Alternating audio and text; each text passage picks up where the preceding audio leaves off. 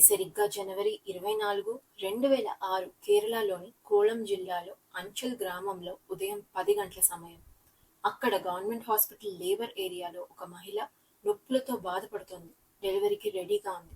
బయట ఒక మహిళ తన కూతురు ప్రసవం సజావుగా పూర్తి కావాలని, ఎలాంటి సమస్యలు లేకుండా బిడ్డ పుట్టాలని దేవుడికి ప్రార్థిస్తూ ఉంది.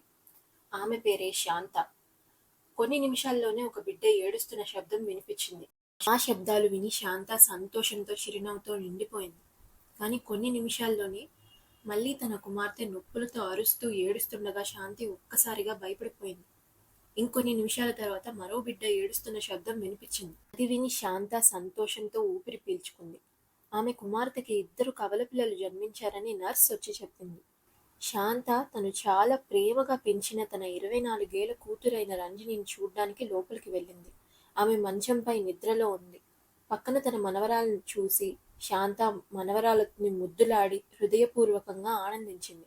ఆనందంలో కన్నీళ్లు పెట్టింది. పంజాబ్ పతన్కోట్లో ఆర్మీలో పనిచేస్తున్న రంజని భర్త డివిల్ కుమార్ కు తెలియచేశారు. ఆ వార్త విని డివిల్ కుమార్ చాలా ఆనందించాడు. అదే కాక రంజనికి కవలలు పుట్టారని తెలిసిన వెంటనే ఇరుగు పొరుగు వాళ్ళు కూడా సంతోషంతో వచ్చి రంజని మరియు బిడ్డల్ని చూసి ఆనందించారు. కానీ అక్కడున్న ఎవరూ ఊహించని భయంకరమైన సంఘటన తర్వాత జరగబోతుందని వారెవ్వరికీ తెలియదు. ఎస్, రంజని పిల్లలకు జన్మించిన 17 రోజులకి, అంటే 2006 ఫిబ్రవరి 10న శాంత తన మనవరాలి బర్త్ సర్టిఫికెట్ తీసుకోవాలని అనుకుంది. అందుకోసం ఆమె విఏఓని కలవడానికి బయలుదేరింది. కొంచెం సేపు తర్వాత ఒక మహిళ ఇంట్లోకి వెళ్లి రంజని మరియు ఆమె 2 పిల్లల్ని చూడ్డానికి వెళ్ళింది. కానీ కొన్ని నిమిషాల్లోనే ఆ యువత గట్టిగా అరుస్తూ ఇంటి నుంచి బయటికి పరిగెట్టింది. ఆ శబ్దాలు విని ఇరుగు పొరుగు వాళ్ళు వెంటనే లోపలికి వచ్చి చూశారు. కానీ వారు చూసిన దృశ్యం మాత్రం వారిని చావు భయంకి గురి చేసింది. రంజని నేలపై చేతులు కాళ్ళు చాచి పడి ఉంది. ఆమె తల కోసి నేల మొత్తం రక్తంతో ఉంది.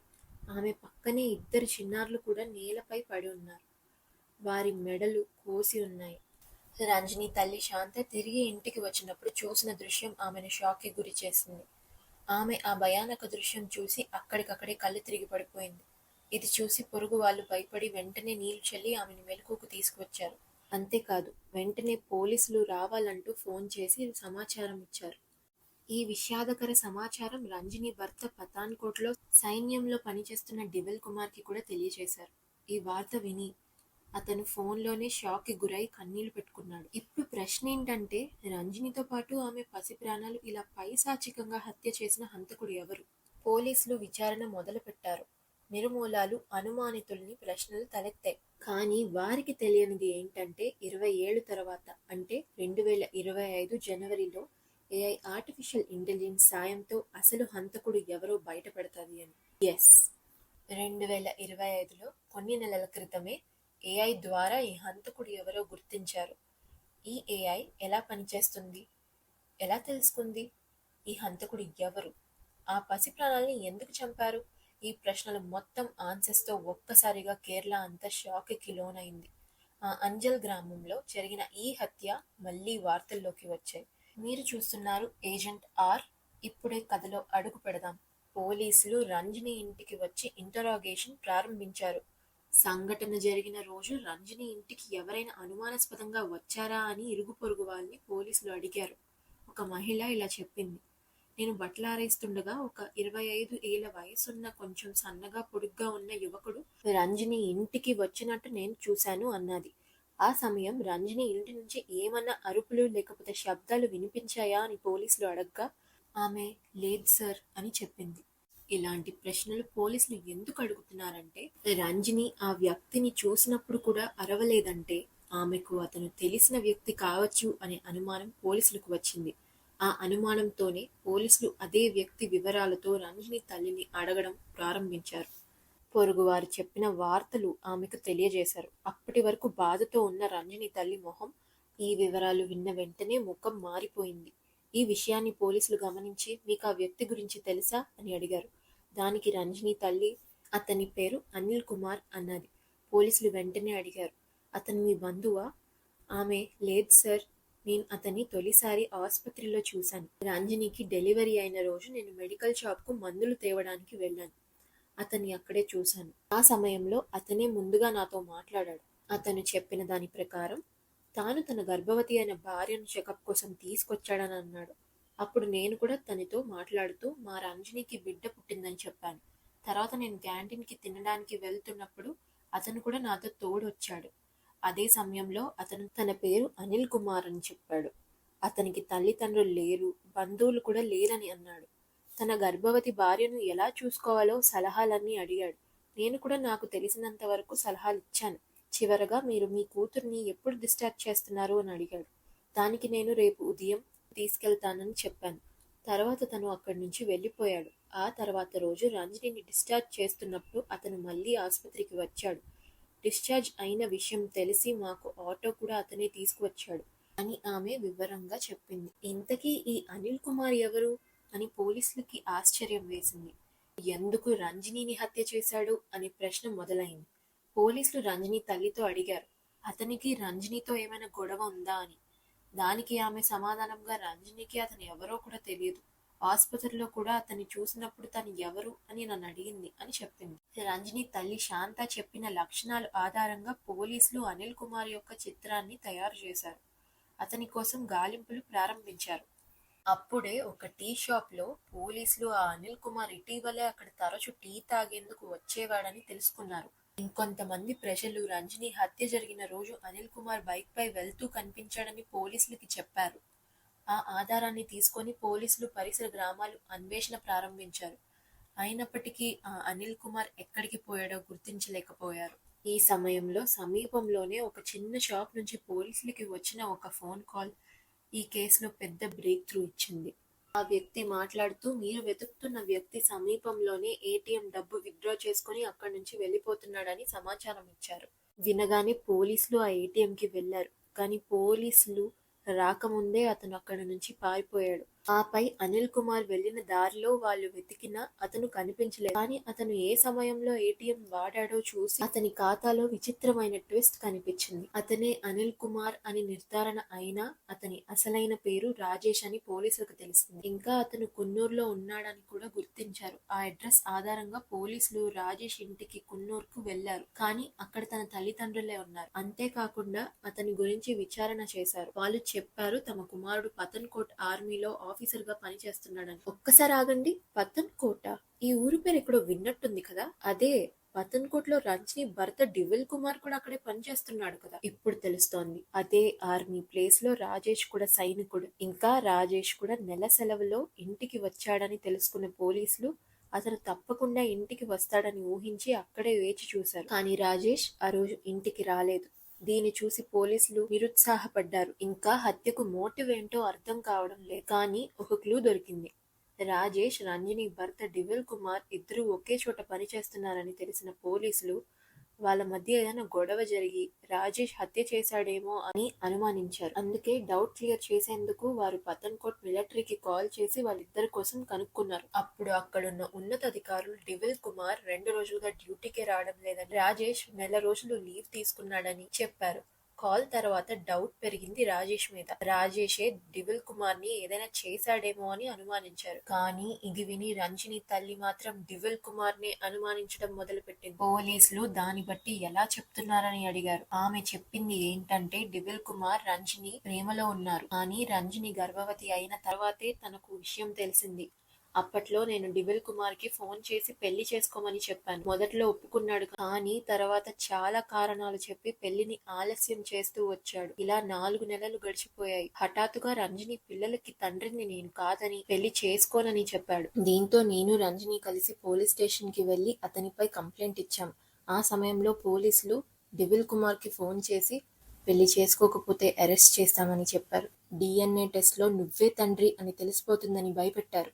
దీంతో భయపడిపోయిన డివిల్ కుమార్ రంజనికి సారీ చెప్పాడు. తర్వాత 2 నెలల్లో పెళ్లి చేసుకుంటా అన్నాడు. కానీ ఇప్పటి వరకు రాలేదు.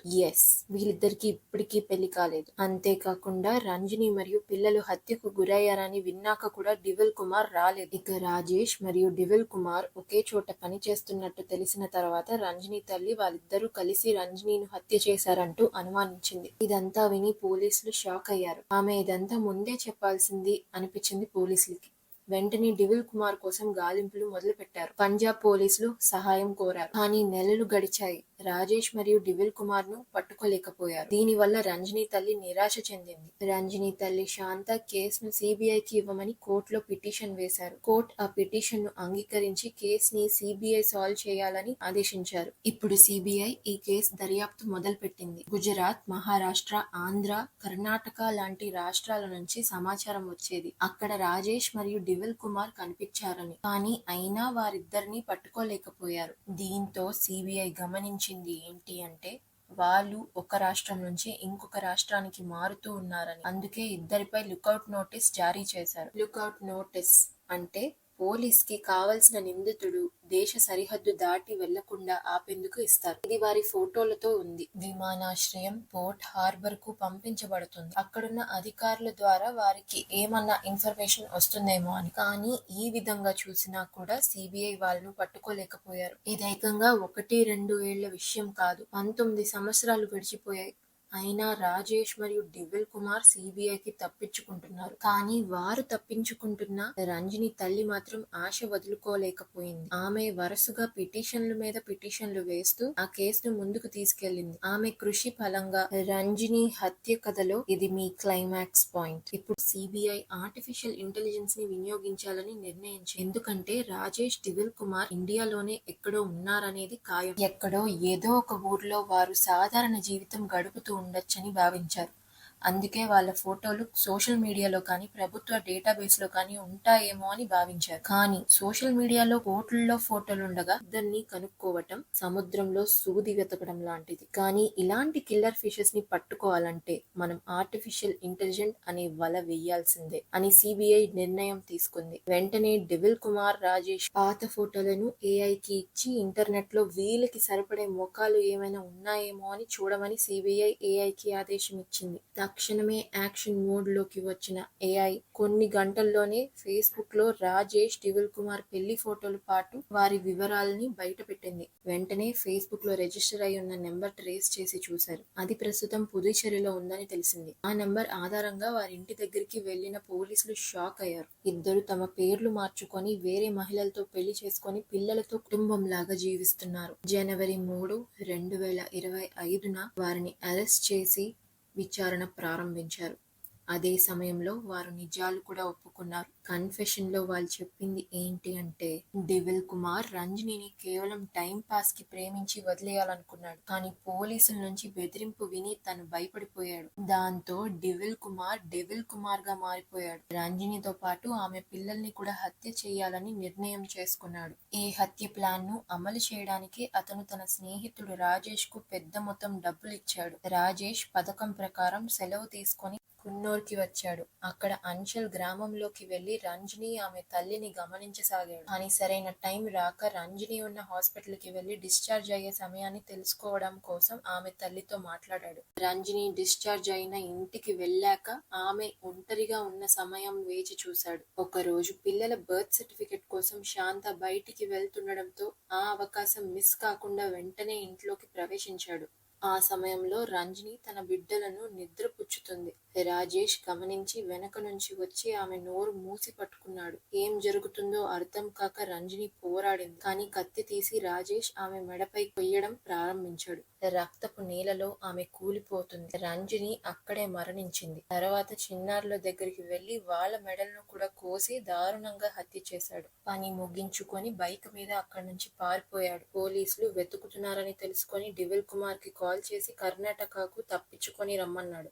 అప్పుడే ఏటీఎం నుంచి డబ్బు తీసుకున్న అతను పఠాన్ కోట్ ఆర్మీ క్యాంప్ నుంచి బయటకి వచ్చి కర్ణాటకకు చేరాడు. ఆ తర్వాత వాళ్ళు వేరే రాష్ట్రాలు కాలం గడిపారు. 5 ఏళ్ల తర్వాత పుదుచ్చేరికి వెళ్లి వివాహాలు చేసుకుని కొత్త జీవితాన్ని ప్రారంభించారు. ఈ కన్ఫెషన్ మొత్తం విన్న తర్వాత సిబిఐ ఛార్జ్ షీట్ ఫైల్ చేశారు. ఏఐ ఆర్టిఫిషియల్ ఇంటెలిజెన్స్ ప్రమాదకరం అంటున్నారు చాలా మంది. బ్యాడ్ వీడియోస్, మార్ఫింగ్ ఇలా ఎన్నో విధాలుగా తప్పుగా వాడుతున్నారు. కానీ ఏఐ మంచిదో చెడ్డదో అన్నది మన వాడకంలో ఉంటుంది. పోలీసులు, సిబిఐలు 19 ఏళ్లుగా చెల్లించారు ఈ కోర్టు కేసును. కానీ ఏఐ గంటల్లోనే చెదిరించబడింది. రంజని తల్లి నిరుత్సాహపడకుండా ఓర్పుగా, శ్రద్ధగా తన కూతురు కోసం, న్యాయం కోసం పోరాడుతూనే ఉంది. చివరికి దేశంలోని శ్రేష్టమైన దర్యాప్తు సంస్థలని కదిలించింది ఈ కథ.